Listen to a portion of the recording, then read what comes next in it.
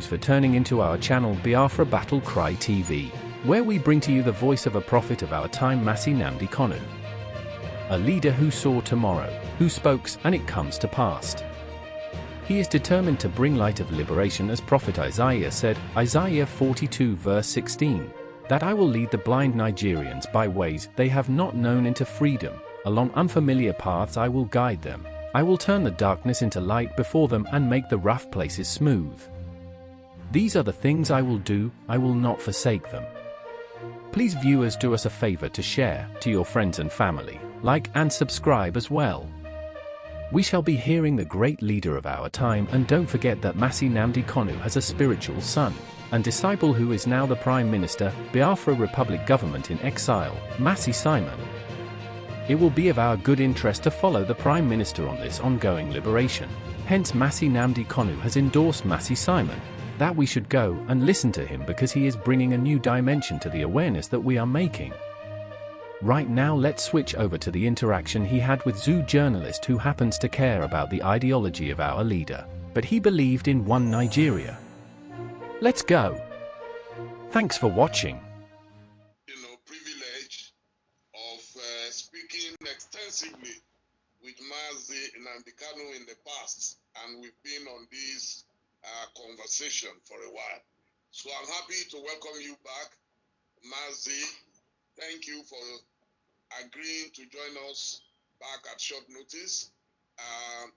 The question is, there are those who believe in Nigeria, but you are virtually giving up on Nigeria. And I've asked this question before. Do you think it is possible for any part of Nigeria to break away without another war? Which is the concern of most people who oppose whatever you stand for at the moment. So is it possible for us to break away without another fight? And here we are at this conference talking about never again. The meaning of never again means we should not repeat the tragedy of the past. Thank you, Mazi Nnamdi Kanu. Thank you, my dear brother Dele. Thank you very much. And also Mazi, the co-host of this very wonderful and unique forum. I want to acknowledge those that went before me, our elders, the two people that I actually have so much regard for, Paya Debanjo, and also our own father, Mbazulika Mechin, and also my regards and respect to Bishop Coker and all the rest of them that spoke. The fact of the matter is that we can break away without any rancor or need to go to war. We mustn't forget that there was a country called Czechoslovakia. Today, they're the Czech Republic and Slovakia. They never fought any war. And for us to properly contextualize this never again theme or scenario that people are talking about, we must go back to how we were before the white man came. There was no war between Biafran people and the Oduduwa people before Lugard came.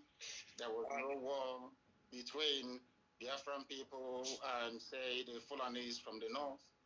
Everybody minded their own business until the white man came and decided otherwise. Decided otherwise in such a way that even Igbo land itself is carved up into heaven knows how many states, even some of them in the north as we speak. My own relatives from a Jaw land that we never fought any war with decided all of a sudden that we are no longer together or should be one as a people. All of these things are the vestiges of colonialism. And I blame it squarely on the shoulders of those that call themselves the founding fathers of Nigeria. And after them, those of them that call themselves rather laughably the elites. You don't have elitism in a place where there is no running water, no good roads, no good schools. Cattle headers are busy slaughtering and massacring people everywhere. And some people have the temerity to come out on national television or on this forum to say they are the elite. Elite of what and for what? What have you accomplished? Absolutely nothing. So all this vacuous elitism makes me very, very sick. I do not subscribe to it. My main point that I want to raise is a brief response to what Tanko Yakasai said a while ago. There seems to be this blame game going on in Nigeria. And as the bishop quite rightly said, it is called, I think in his words, if I'm correct, he called it relativism. When a crime is committed by a Fulani, there isn't much hoo-ha about it. If the same crime is committed by an Igbo person or by a Biafran, there seems to be an amplification of the implications of that very crime, regardless of how minuscule or irrelevant it may be in the wider scheme of things. Why am I saying this?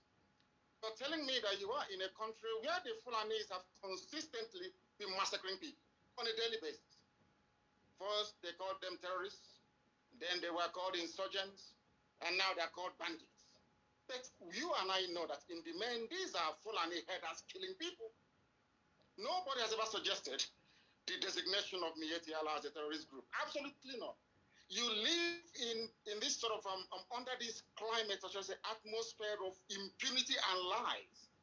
You witness these things every blessed day. And some people will have the guts or the temerity to talk about one Nigeria. Nigeria that came into existence only 60 years ago. How about the ethnic nationalities that existed before Britain was formed? The thing that we keep missing is this. Nobody has the guts to ever interrogate or challenge the deficiencies within Nigeria. And what do I mean by that? We never actually promulgated nor sustained any constitution in the first place. There is no Nigerian constitution. In other words, the ordinary public in Nigeria has no say in how they are governed. How then do you expect that country to move forward? How do you expect healing and reconciliation? How is that possible? You and I know it's never ever going to be possible. Yakasai and modern commentators keep harping on about the 1966 coup. It was an Igbo coup, which of course is a lie. I would recommend that Elder Tanko Yakasai go back and read Ademoyega's Why We Struck. One of the people that he mentioned, he wrote a book, Why We Struck. In that very book, it was made explicitly clear that what happened in 1966 was a revolution. And I make bold to say this, without casting any aspersions on degrading anybody, only the South can carry out a revolution. Only the South. Because of how the North is structured. Their mindset, the way they reason, their value system cannot allow them to rise above what I call very primordial religious sentiments to carry out a revolution or a coup against their leaders. What happened in 1966 was a revolution. And in a revolution, there are bound to be casualties. What Yakasai was alluding to is the fact that no Igbo high-ranking politician nor army officer was killed in the coup. But the fact of the matter is this. Under Michael Okpara, we had the fastest growing economy in the whole of Africa, if not the whole of the world, 40% every blessed year. How can you kill such a person? The Savannah of Sokoto, Sir Ahmadu Bello went to Sandhurst in London to go and give a speech in England, to go and give a speech. In that very speech, when he came into the hall, he segregated all the cadets, all the people actually, the so-called Nigerians at Sandhurst studying to become military officers. He said he wanted to address only the North. Only the North. Go through they talk about history all the time. But these same elites are the same people that connived and conspired to deny us history in our schools. Because they understand the implications. That was what actually led the likes of Nzoku to say that these type of people should not be at the helm of affairs in Nigeria. I give it to them in the North. The North was going very well. Sir Ahmadu Bello knew what he was doing. The Tafawa Balewa knew what he was doing. They all loved their people and they were developing at a very good pace, or should I say rate. But the fact of the matter is that there is nothing called one Nigeria. The sooner we rise up and face this reality better for us, or else our children and our children will be having these discussions in years to come. And that is not the way to go. In Russia, there was a revolution by the Bolsheviks. In France, there was a revolution. In England, there was a revolution. Cromwell cut off the head of King Charles I. Today, you don't hear the royal family saying, oh, people from Cumbria, where Oliver Cromwell comes from, should be denied access to good education because they rose up against the crown. In America, there was a revolution. In every revolution, people are bound to die. There's something happened in EndSARS. during the NSAS protest, these same people introduced tribe and religion into it, and falsely claimed that those burning down properties out of anger and rage because of the killings at toll gates in Lagos are all Igbo people. The same people talking about one Nigeria to make Nigeria better. How is that possible? When people cannot be honest with themselves. All of you, all of us participating today, we all know that the Constitution is flawed. We know that the 1979 Constitution, or in fact, from 79 to 99, they are all flawed documents. You and I know that. Because it's the turn of your village. You want to rotate presidency, you want to start eating as other people, you want to start buying houses in Dubai, in the UK, and in America. You say, oh no, not in my turn. That is what they are doing. Once you're elected as a senator, as a governor, or whoever you are, you will say to yourself, not in my turn. Let me make that money that others have made before proceeding. You stay in a country, you are in a country where Umar Diko is the most corrupt individual out of Africa. He's a funny man. The families are now enjoying the loot, the money he stole. There was a man called Ibrahim Taher, if you have forgotten. This man burnt Nitel down at Marina after stealing all the money. And we are here pretending that somehow things can be better. It can never, ever be better. There is something called a referendum or a plebiscite. There must be a constitution formulated by the people, and that is the best way to go. Without it, these discussions will continue forever and ever, and Nigeria will remain as poorly and as deprived as it is today. Thank you very much. Thank you, Mazi. Before you go, please, there is a fundamental question that we want you to address, sent in, that have you reduced the entire Fulani to herdsmen who kill Southerners? Is it right?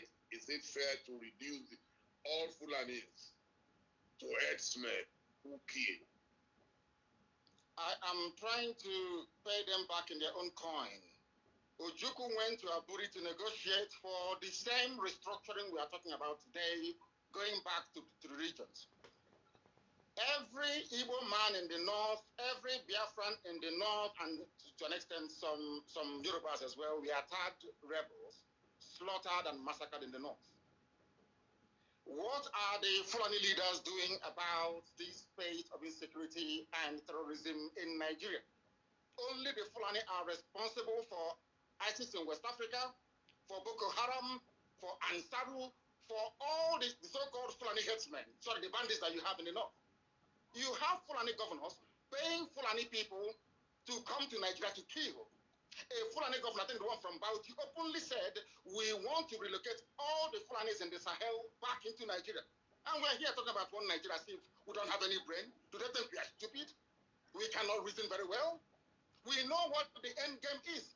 The more they mouth unity, it is to allow you, to lure you into a false sense of security, so that the Fulanis across the Sahel can come in to settle. Are you not aware of the speeches that the Kaduna State governor made at the height of the slaughter of innocent people in southern Kaduna? What did anybody do about it? Absolutely nothing. You did nothing.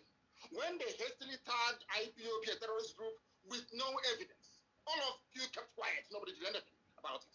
No. But Miet Yala is busy negotiating with bandits, killing and raping people, and everybody is quiet.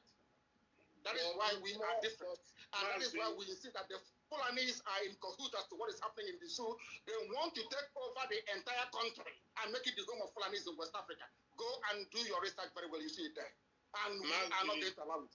It can't happen. Mazi, more northerners are killed today. More northerners suffer more from banditry than the south. So how do you explain that? In fact, now, the cry in the north is that we are insecure. So, which negates this theory or thesis that the Fulanis are killing the rest of Nigeria.